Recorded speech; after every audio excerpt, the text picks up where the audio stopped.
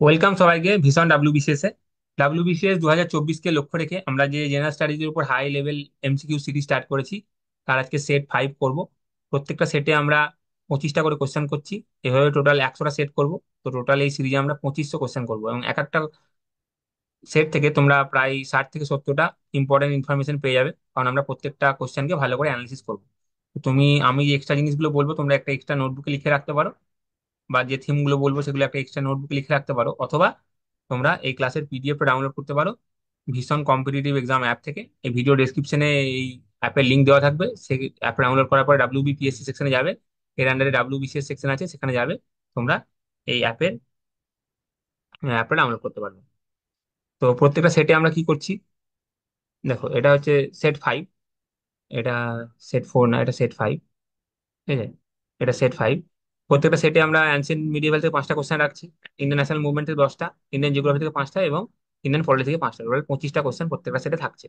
চলো প্রথম কোশ্চেন দেখে নিই। তো কি বলছে, ভকাতাকাজ, ভকাতাকাজ সম্পর্কে প্রশ্ন। দেখো এই কোশ্চেনে বলে দিচ্ছে যে এরা কোথায় রুল করতো, ওয়েস্টার্ন ডেকানে রুল করতো ভকাতাকাজ। কোথায়? মডার্ন ডে যদি আমরা দেখি, তাহলে হচ্ছে মডার্ন ডে নর্দার্ন মহারাষ্ট্র এবং বিদর্ভ। মডার্ন ডে মহারাষ্ট্র এবং বিদর্ভতে রুল করতো এবং সেই সময়কার ডমিন্যান্ট পলিটিক্যাল ফোর্স ছিল। এবার বলছে বকাতাকাজরা কাদের কন্টেম্পোরারি ছিল, কন্টেম্পোরারি মানে কাদের সমসাময়িক ছিল। তো বকাতাকাজরা কাদের কন্টেম্পোরারি ছিল, তো দেখো বকাতাকাজের যদি আমরা টাইম পিরিয়ড দেখি, তাহলে 250 থেকে 550 এডি। তাহলে এই সময়কাল থেকে তোমরা বুঝতে পারছো এরা কাদের কন্টেম্পোরারি ছিল, গুপ্তার কন্টেম্পোরারি ছিল। এবং আমরা যদি দেখি যে গুপ্তা কিং চন্দ্রগুপ্ত 2 এর ডটার প্রভাবতীর সাথে বকাতাকা প্রিন্স রুদ্রসেনা 2 এর বিবাহ হয়েছিল। রুদ্রসেনা 2 এর বিবাহ হয়েছিল। চলো দেখি। দেখো বড় প্রশ্ন কি বলছে, reference to the trade and commerce in ancient Indian history. তিনটে টার্ম দিচ্ছি, দেখো টার্ম অ্যানসিয়েন্ট মিডিয়েভেলের টার্ম কিন্তু খুব ইম্পর্টেন্ট, আমি বারবার বলছি প্রত্যেকটা সেটে। বেরিগাজা, সুপারা এবং কল্যাণ, এগুলো কি? এই তিনটেই হচ্ছে পোর্ট। এগুলো হচ্ছে পোর্ট ফর কমার্স, ব্যবসা বাণিজ্যের জন্য যে পোর্ট, এগুলো হচ্ছে 11টা পোর্টের নাম। দেখো আবার একটা কোশ্চেন দিয়েছে, বকাতাকা রুলার সম্পর্কে প্রশ্ন দিয়েছে। দেখো বকাতাকা রুলার এখানে বলেছে অজন্তা কেভ। তো অজন্তা কেভের যদি আমরা সেকেন্ড ফেজ দেখি, তাই এটা হচ্ছে 5th century C. 5th century C. আর একটু আগে আমরা দেখো বকাতাকার টাইম পিরিয়ডটা পড়লাম, এরা 250 থেকে 550 এডি। তার মানে বকাতাকাতে যে ওয়েলদি পার্সনরা ছিল, রিচ পার্সন ছিল, তারা ইন্ডিভিজুয়াল ডোনেশন করতো এবং ইন্ডিভিজুয়াল ডোনেশনের ফলে অজন্তাতে অনেকগুলো কেভ তৈরি হয়েছিল। প্রায় অলমোস্ট 25টা মতো কেভ এই সময়ে তৈরি হয়েছিল। তাহলে ইন্ডিভিজুয়াল ডোনেশন থেকে অজন্তা কেভ তৈরি হয়েছিল, এই স্টেটমেন্টটা কারেক্ট। এবং দেখো ইন্ডিয়াতে ব্রাহ্মণদেরকে ল্যান্ড গ্র্যান্টের প্র্যাকটিস আগেই স্টার্ট হয়ে গেছিল এবং এটা আরো কমন ভাবে, মানে আরো বেশি করে প্রচলিত হয় গুপ্তা এবং বকাতাকা পিরিয়ডে। তো এই যে ডোনেশন করতো বকাতাকা রুলাররা, এদের যে চ্যারিটি ওয়ার্ক, এই চ্যারিটি ওয়ার্ক গুলো বিভিন্ন কপার প্লেটে মেনশন আছে। তো এই স্টেটমেন্টটাও ট্রু আছে। তাহলে দুটো স্টেটমেন্টই কারেক্ট। অ্যান্সার হয়ে যাবে হচ্ছে সি। দেখো এখানে একটা প্যাসেজ দেওয়া আছে এবং প্যাসেজটা পড়ে তোমাকে বলতে হবে যে কোন এম্পায়ার সম্পর্কে এটা ডেসক্রিপশন করা আছে। তো তোমরা পুরোটা ভালো করে পড়ে নাও, তোমাদের মতো করে অ্যান্সার করার চেষ্টা করো। তো এখানে মেন একটা জিনিস দেখলেই তোমরা অ্যান্সারটা অনেকে পেয়ে যাবে, যে সিল্ক রুট পাস হয়েছিল এই টেরিটরি। তাহলে কোন কি অ্যান্সার হয়ে যাবে? কুষাণা এম্পায়ার। কুষাণ এম্পায়ার কখন? 1st century C. 1st century সিই। কোথায়? গান্ধারাতে, ইন্দাস রিজনে এখানে। দেখো যখনই কোনো ডেসক্রিপটিভ টাইপের প্রশ্ন থাকবে, যে কোনো একটা ডেসক্রিপশন থাকবে, সেখান থেকে তোমাকে অ্যান্সার করতে হবে, সেখানে সবসময় মাথায় রাখবে যে তোমরা কি পয়েন্ট কিছু বার করার চেষ্টা করবে। পুরোটা প্রত্যেকটা যে ইনফরমেশন তোমাদেরকে জানতে হবে এমন কোনো মানে নেই, বা মনে রাখতে পারবে মানে নেই। এক দুটো কিওয়ার্ড খোঁজার চেষ্টা করবে, ইম্পর্টেন্ট ইম্পর্টেন্ট ওয়ার্ড খোঁজার চেষ্টা করবে, যেটা থেকে অ্যান্সারটা ডিরাইভ হয়। তো চলো নেক্সট। দেখো আমরা আগের সেটেও জুনাগড় ইনস্ক্রিপশন সম্পর্কে একটু পড়েছিলাম। তো এখানে আরেকটা জুনাগড় ইনস্ক্রিপশন সম্পর্কে কোশ্চেন চলে এসেছে। দেখো ইট ইজ রিটেন ইন সংস্কৃত, এটা সংস্কৃতে লেখা ছিল, এটা correct statement. It mainly mentions the repair work of Sudarshan irrigation tank. Sudarshan irrigation tank সম্পর্কে আমরা আগে সেটে গুলো কোশ্চেন দেখেছি, তো এটাও কারেক্ট। তো সুদর্শন ইরিগেশন ট্যাঙ্ক মেনলি প্রথমে কে তৈরি করেছিল? চন্দ্রগুপ্ত মৌর্যের যিনি প্রভিন্সিয়াল গভর্নর ছিলেন, পুষ্যগুপ্ত, উনি প্রথম তৈরি করেছিলেন এবং এর রিপেয়ার ওয়ার্কটা কে করেছিলেন? রুদ্রদমন 1। কোথায় মেনশন আছে? জুনাগড় ইনস্ক্রিপশন। রুদ্র দমন ওয়ান। দেখো এখানে আজমগড় প্রোক্লামেশন কেসের সাথে রিলেটেড জিজ্ঞেস করছে। দেখো 1857 যে মহাবিদ্রোহ ছিল, 1857 যে মহাবিদ্রোহ ছিল, তার যা যা ডিমান্ড ছিল, রেবেলদের যা যা ডিমান্ড ছিল, যে আমরা এই চাই, সেই ডিমান্ড গুলো কোথায় লেখা ছিল? আজমগড় প্রোক্লামেশনে লেখা ছিল। তাহলে এটা অ্যান্সার হয়ে যাবে রিভল্ট অফ 1857। এবং এই আজমগড় প্রোক্লামেশনে টোটাল 5টা সেকশনের কথা ছিল। টোটাল 5টা সেকশনের কথা ছিল। কার কার? জমিনদার, মার্চেন্টস, আর কে ছিল? সিভিল সার্ভেন্টস, সিভিল সার্ভেন্ট ছিল, আর্টিসান ছিল, এবং পন্ডিত এবং আদার লার্নেড পার্সন ছিল। তাহলে এবার এই জায়গা থেকেও তোমাকে কোশ্চেন করে দিতে পারে। তোমাকে ওভারঅল অ্যানালিসিসটা ভালো করে শুনতে হবে। দেখো, ব্যাটল অফ পলাশি কবে? 1757। অপশন গুলো একটু অ্যানালিসিস করে নিচ্ছি। ব্যাটল অফ বক্সার কবে? 1764। কাদের মধ্যে হয়েছিল? আগের সেটে আমরা অনেকবার করেছি। আচ্ছা, তোমরা এবার আমাকে কমেন্টে লিখে বলবে অ্যানেক্সেশন অওয়ার্ডের ইয়ারটা কত। এটা তোমরা আমাকে কমেন্টে লিখে বলবে। দেখো, পরের প্রশ্ন বলছে during the British rule wagon tragedy কিসের সাথে অ্যাসোসিয়েটেড? ওয়াগন ট্র্যাজেডি বা এটাকে ওয়াগন ম্যাসাকারও বলা হয়। এটা কিসের সাথে অ্যাসোসিয়েটেড? দেখো, এটা কোথায় হয়েছিল? এটা যেটা যে সময় হয়েছিল, মালাবার রেবেলিয়নের সময় হয়েছিল। মালাবার রেবেলিয়ন বা মাপিল্লা রেবেলিয়ন। অ্যান্সার সি হয়ে যাবে এটা। মাপিল্লা রেবেলিয়ন বা মালাবার রেবেলিয়ন ব্রিটিশদের এগেনস্টে হয়েছিল। কখন টাইম পিরিয়ডটা? 1921-এর আশেপাশে। দেখো, পরের প্রশ্ন বলছে কুকা মুভমেন্ট। কুকা মুভমেন্ট থেকে প্রশ্ন করেছে এবং বলেছে কোনটা ইনকারেক্ট স্টেটমেন্ট। তার মানে একটা ইনকারেক্ট, বাকি তিনটে কারেক্ট হবে। দেখো, বি এরটা হচ্ছে incorrect statement. The Kuka movement was founded by Baba Ram Singh বলেছে। না, বাবা রাম সিং ফাউন্ড করেনি এটাকে। এটা প্রতিষ্ঠা প্রতিষ্ঠা কে করেছিলেন? ভগৎ জওহর মাল। ভগৎ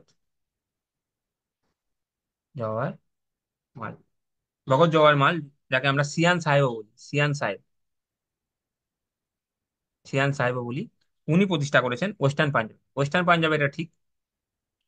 আচ্ছা, বাবা রাম সিংও এটার সাথে জড়িত ছিলেন, উনি এটা লিডার ছিলেন, কিন্তু উনি প্রতিষ্ঠা করেন।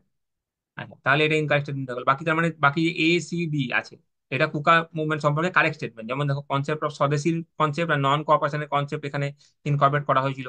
এটা ধর্মীয় কারণে শুরু হলেও পরবর্তীকালে এটা পলিটিক্যাল ক্যাম্পেইনে পরিণত হয়। এবং একটা মেন বেসিক টেনেট কি ছিল? যে কাস্ট সিস্টেমের অ্যাবলিশন। দেখো বলছে ইন্ডিগো রিভর। ইন্ডিগো রিভর সম্পর্কে আমরা আগেও একটা প্রশ্ন করেছি আগের সেটে। ইন্ডিগো রিভর যেটা 1859-60 এই টাইমে হয়েছিল, সেটা সম্পর্কে ইনকারেক্ট স্টেটমেন্ট বলেছে। দেখো এটা কি বলছে? Leadership for the movement was provided by petty জমিনদার্স,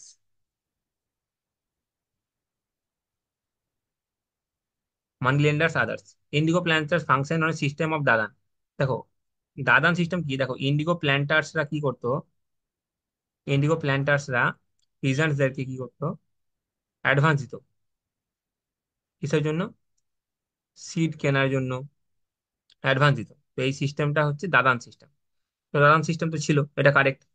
government appointed an indigo commission to enquiry into the problems of cultivators. হ্যাঁ, ইন্ডিগো কমিশন একটা তৈরি করেছিল গভর্নমেন্ট, ইন্ডিগো কাল্টিভেটরদের কি কি প্রবলেম আছে এটা জানার জন্য। দেখো, অপশন সি হচ্ছে ইনকারেক্ট, কারণ peasants were divided on communal lines বলেছে। না, ইন্ডিগো রিভল্টের এক সাকসেসের ওয়ান অফ দ্য মেন কারণ ছিল যে হিন্দু মুসলিম ইউনিটি, হিন্দু এবং মুসলিম পিজেন্টসদের মধ্যে ইউনিটি ছিল। তাহলে ইনকারেক্ট হচ্ছে অপশন সি। দেখো, যখন আমি বললাম প্যারাগ্রাফ টাইপের কোশ্চেন পাবে, তখনই মেন মেন পয়েন্ট গুলো খুঁজে বার করার চেষ্টা করবে। দেখো, এরা ছিল হিল ট্রাইব। কোথাকার? ওয়েস্টার্ন ঘাটের হিল ট্রাইব ছিল। আরো কারণ আছে, দেখবে এখানে কারণগুলো লেখা আছে কেন ওই আপরাইজিং হয়েছিল। মেন একটা দেখো এখানে পাবে, এদের লিডারের নাম ছিল হচ্ছে চিতুর সিং। চিতুর সিং। তাহলে এখান থেকে তোমরা অ্যান্সারটা করতে পারবে। অ্যান্সারটা হয়ে যাবে রামোজি রাইজিং।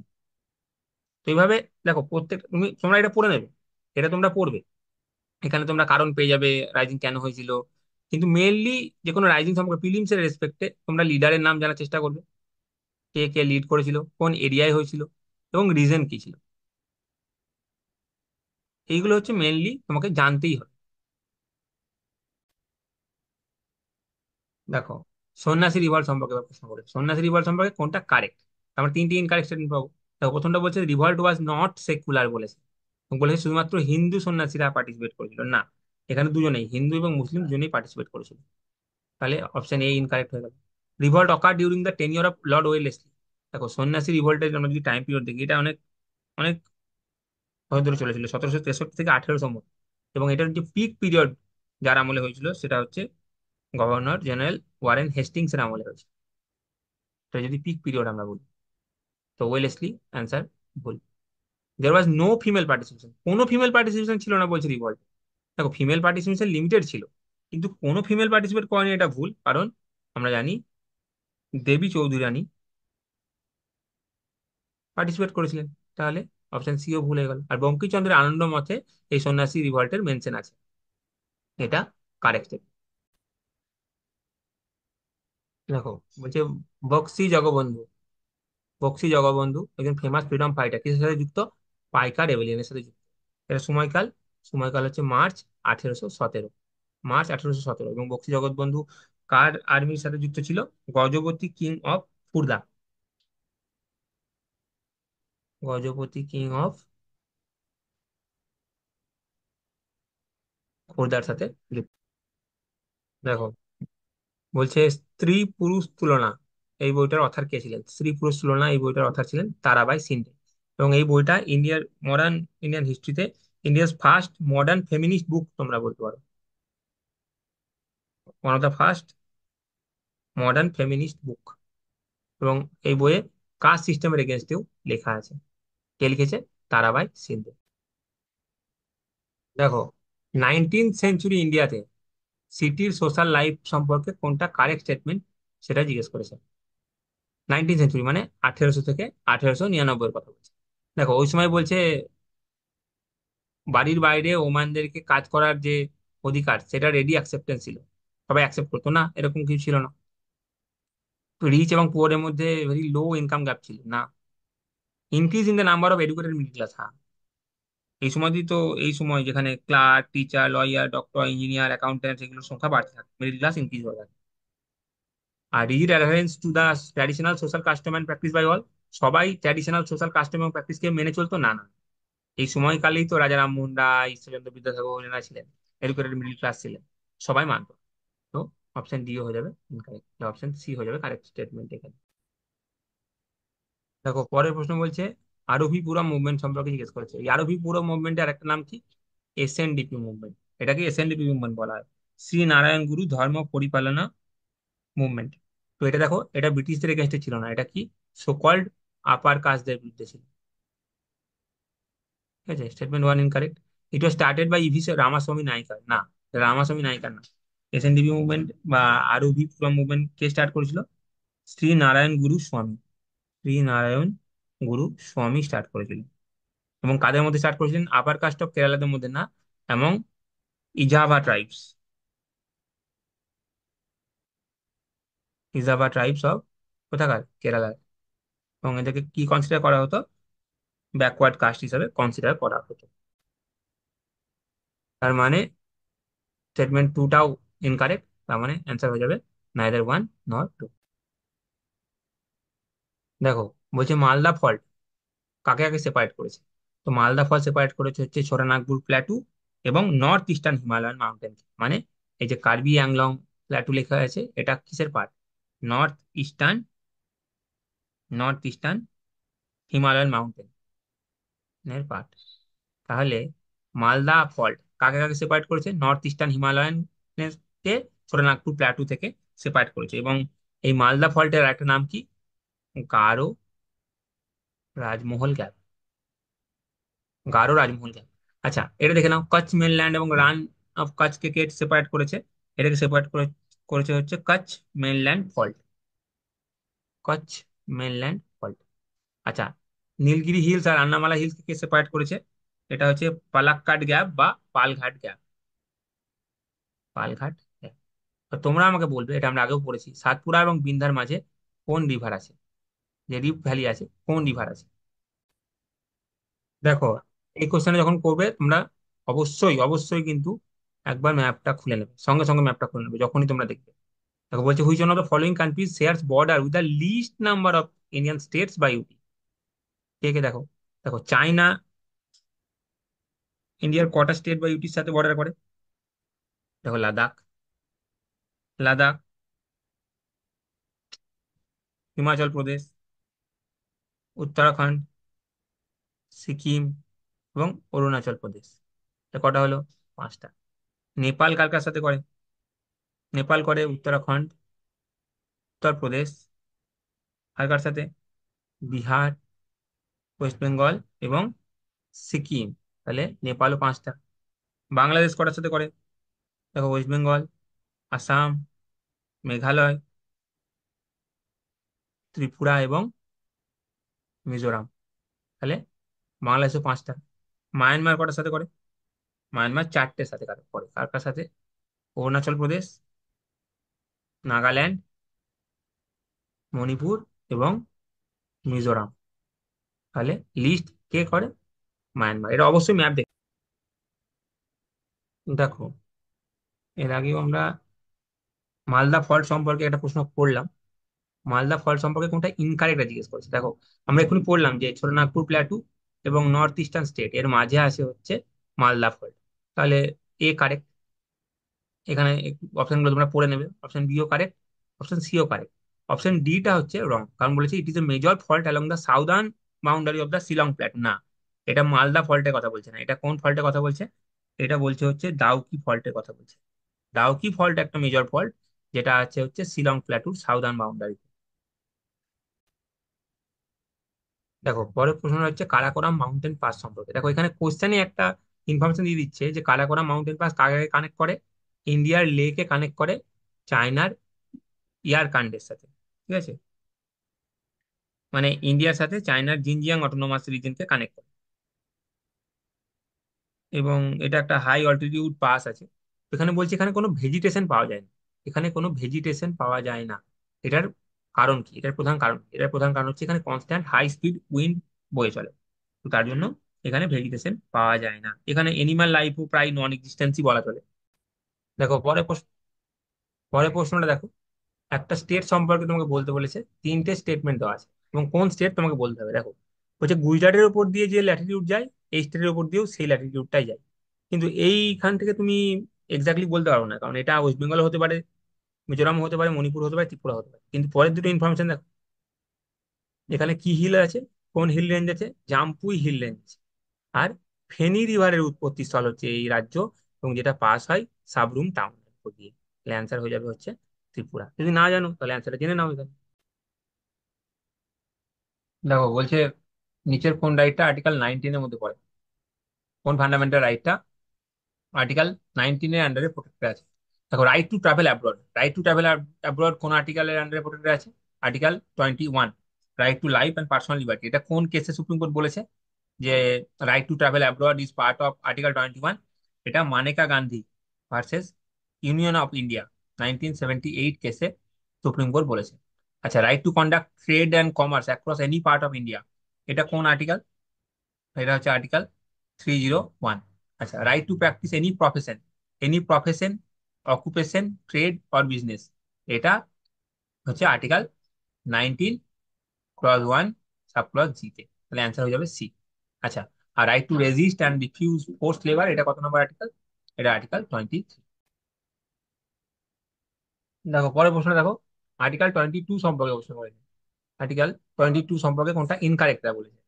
দেখো বলছে আর্টিকেল 22 অনুসারে পিউনিটিভ ডিটেনশন পিউনিটিভ ডিটেনশনের আন্ডারে যে সেফগার্ড গুলো আছে সেগুলো এনিমি এলিয়েনের কাছে অ্যাভেলেবেল নয়। তো এটা correct statement. Enemy alien punitive ডিটেনশনের আন্ডারে যে সেফগার্ড গুলো আছে সেগুলো এনজয় করে না।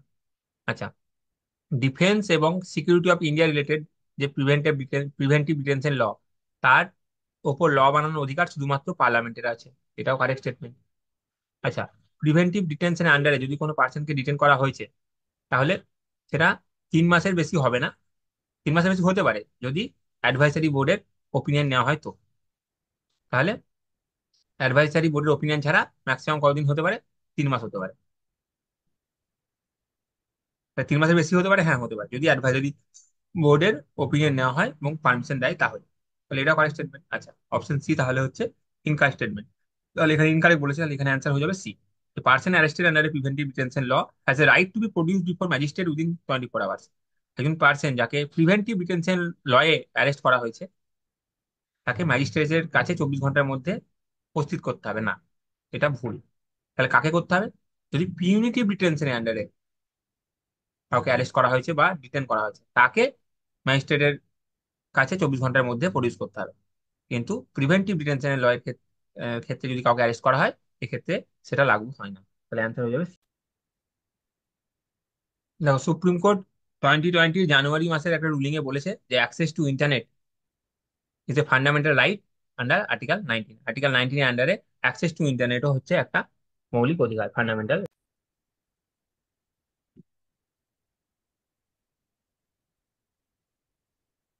দেখো, এখানে বলছে রাইট টু বি ফরগটেন। এই রাইট টু বি ফরগটেন কনসেপ্টটা তুমি যদি না জানো আমি বলে দিচ্ছি। এই রাইট টু বি ফরগটেন হচ্ছে, ধরো একটা পার্সন আছে, তার সম্পর্কে কোনো নেগেটিভ জিনিস ইন্টারনেটে অ্যাভেলেবেল আছে, এবং এই পার্সনটা চাই ইন্টারনেট থেকে এই নেগেটিভ জিনিসপত্র যেগুলো ওনার নামে আছে সেগুলো উনি রিমুভ করতে চান। তো সেটা ওনার রাইট টু বি ফরগটেন। ওনার এটা অধিকার। কোন অধিকার? Right to be forgotten.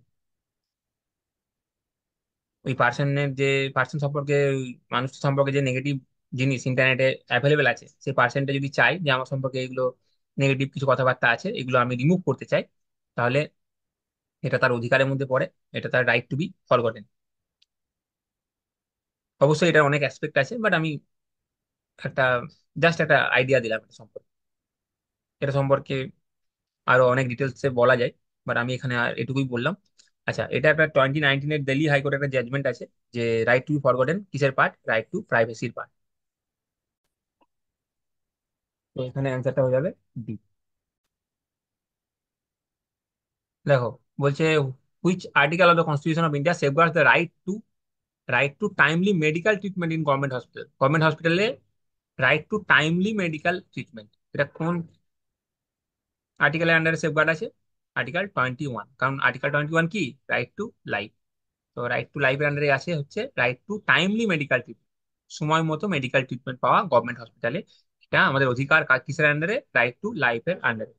তো 25টা কোশ্চেন হয়ে গেল। এবার তোমরা সবাই কমেন্টে জানাবে যে আউট অফ 25 তোমাদের মার্কস কত হলো। চলো, থ্যাংক ইউ।